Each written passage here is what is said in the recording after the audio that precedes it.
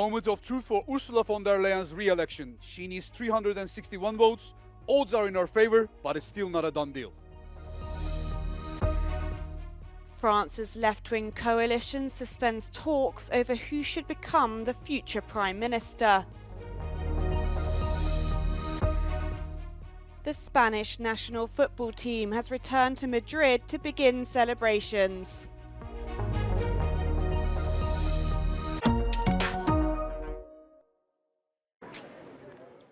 The first plenary session after the European elections is taking place this week in Strasbourg. And the freshly elected MEPs will face a first crucial vote on von der Leyen's re-election. She appears to be in a good position to continue as President of the European Commission after her meetings with the so-called moderate platform. She has got the support of the EPP, SD and Liberal groups. But the vote on Thursday will be secret and some of the 720 MEPs may not follow the group's guidelines. This is what everybody is talking about at the moment, that she needs this famous 361 seats to reach an absolute majority of the members of the European Parliament in order to become the next Commission President. And this is her only shot. If she fails, then the European Council would have to come up with an alternative candidate, and that would delay this institutional turnover quite significantly. Von der Leyen might need the support of other groups to ensure her re-election, like the Greens, who are demanding her to stick to the Green Deal. The Greens have not declared themselves, so there is doubts on who they will support, whether they will support her. Broadly, it will depend on parts of her political manifesto, but also more generally about the line that she will decide to draw between the far right, particularly on policy issues. It will be for these groups particularly the support of the implementation, the continued implementation of the Green Deal, but also maintaining pressure on the rule of law. That will be crucial. Von der Leyen could also get some votes from the ultra-conservatives of ECR. They are one of the three parties from the extreme right, alongside Patriots of Europe and Europe of Sovereign Nations. But the Socialists and the Liberals have made it clear that they would not accept any kind of structured cooperation with the far right. On the other side, during this constitutive session, the MEP's vote for President of the European Parliament should be much less controversial. Incumbent Roberta Metsola from the EPP is the only candidate for a second term, probably for another 2.5 years.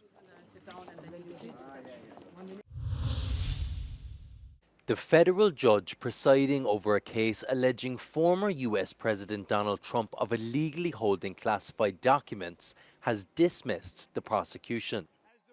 US District Judge Eileen Cannon sided with defense attorneys who said the lawyer who filed the charges was illegally appointed. The decision marks an abrupt conclusion to a criminal case that at the time was considered the most perilous legal threat to the Republican former president. Trump had faced dozens of felony counts accusing him of illegally keeping classified documents at his Mar-a-Lago estate in Florida, as well as obstructing FBI efforts to retrieve them. Defense lawyers had filed multiple challenges to the case in order to dismiss the charges. One of these challenges asserted that special counsel Jack Smith had been illegally appointed under the US Constitution's Appointments Clause, which governs the appointment of certain government positions. Judge Cannon agreed with their arguments, ruling that the entire case should be thrown out due to this unconstitutional appointment. She based her dismissal on the fact Jack Smith had not been appointed by the Senate or President. Will the left-wing coalition, the New Popular Front, or the NFP, that won the most seats during France's legislative elections, finally agree on a name for the future prime minister? The alliance, composed of the hard-left France Unbowed LFI party, the Socialists, the Greens, as well as the Communists, has been squabbling over who to present as candidate to lead the future French government. On Monday afternoon, the France Unbowed, the hard left party from the alliance, said that they will be suspending all discussions, blaming the Socialist Party for sabotaging the negotiations. This comes after the Socialists vetoed on Saturday the candidacy for Prime Minister of the former MP Huguette Bello, who had overwhelming support from the France Unbowed as well as the Communist Party. And the first public session of the French National Assembly, that's the lower house of French Parliament, is supposed to be held on Thursday. So the left-wing coalition is really hoping to find a candidate before this date. And in this tense political climate, this Monday morning, the Court of Auditors presented its annual report on France's public finances. And the report of this country's budget watchdog describes the situation as worrying due to the fact that there was the COVID-19 pandemic as well as extremely high inflation. And the Court of Auditors warns the French government that the situation could further worsen due to the unstable political climate that is unprecedented in France's modern-day history. Sofia Katzenkova reporting from Paris for Euronews. President Zelensky says Ukraine needs at least 25 Patriot air defense systems to fully defend its airspace. In his first news conference since returning from the United States, the Ukrainian president also called on Western partners to send more F-16 warplanes than those already pledged. He claimed a 6-month delay in military assistance from the US meant that Kyiv's forces lost the initiative on the front line. Meanwhile, Zelensky also led a moment of silence for those who died in Ukraine's war with Russia while he attended a prayer event on the day of Ukrainian statehood. The Ukrainian president spoke at the square in front of St. Sophia Cathedral in Kyiv, where he was joined by heads of Ukrainian churches, religious organizations, various parliamentary representatives and foreign diplomats. Українці і українки, наша державність – це ваше досягнення усіх, хто заради України б'ється, працює, об'єднує світ, вчиться, поширює правду і готує для Росії відповідальність за все скоєне проти нас. Наша державність – це ви і є. The national holiday was first introduced in 2021 on the 30th anniversary of Ukraine's independence and on the baptism day of Kyiv Rus Ukraine, when Christianity was first introduced to the region.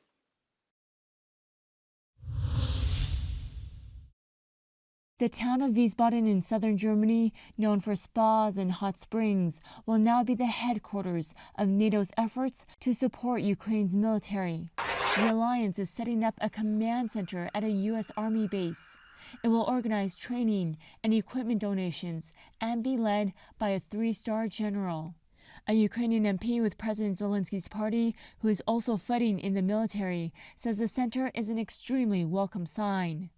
We most certainly need those people that have produced those munitions and have utilized those munitions in the past to try and train and teach that to us. But again, I know that is, for example, my comrades who have received the basic training in different NATO countries, and it has proven invaluable to them.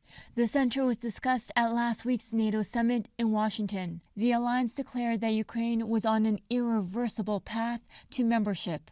One foreign policy expert cautioned that there could be limits to that statement. It will hopefully inspire confidence in NATO's support for Ukraine.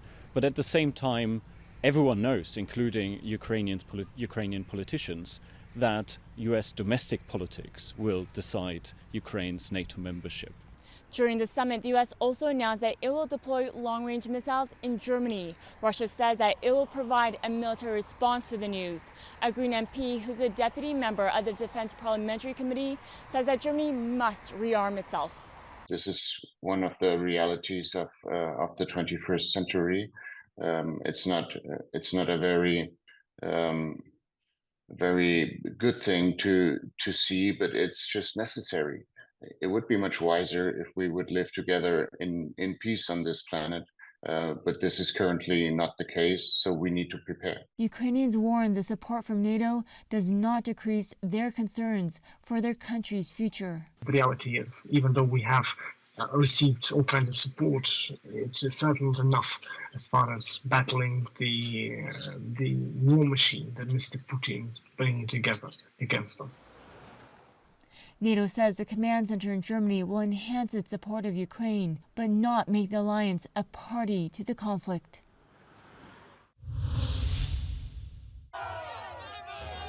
Madrid se ha convertido en una gran fiesta para dar la bienvenida a los jugadores de la selección que se han llevado la cuarta Eurocopa. Se convierte ya la selección española en el mejor equipo del continente y en las calles de la capital todos dan la bienvenida a los jugadores con los colores de la selección. Es una gran marea roja para trasladar a los ganadores el cariño de la gente. ¡España! ¡Viva España! Increíble. Mágico. Majestuoso. Emocionante. Nico Williams, Yamal, Rodri, todos sobresalientes. Venimos las dos para ¡Viva celebrarlo. España! ¡Viva España! La mejor selección del mundo. Clase de Rodri, hoy la clase de Rodri ayer. Espectacular, espectacular Rodri. El rey Felipe VI ha recibido a los jugadores en el Palacio de la Zarzuela para trasladarles personalmente su enhorabuena. Ya lo hizo en Berlín, en Alemania, durante la final, puesto que el monarca acudió también a ese último partido en el que España se hizo con la victoria del campeonato europeo. Pedro Sánchez, el presidente del gobierno, también los ha recibido en su residencia oficial durante un día doblemente positivo para el deporte español, que celebra también el triunfo de Carlos Alcaraz en Wimbledon. Roberto Macedonio desde Madrid para Euronews.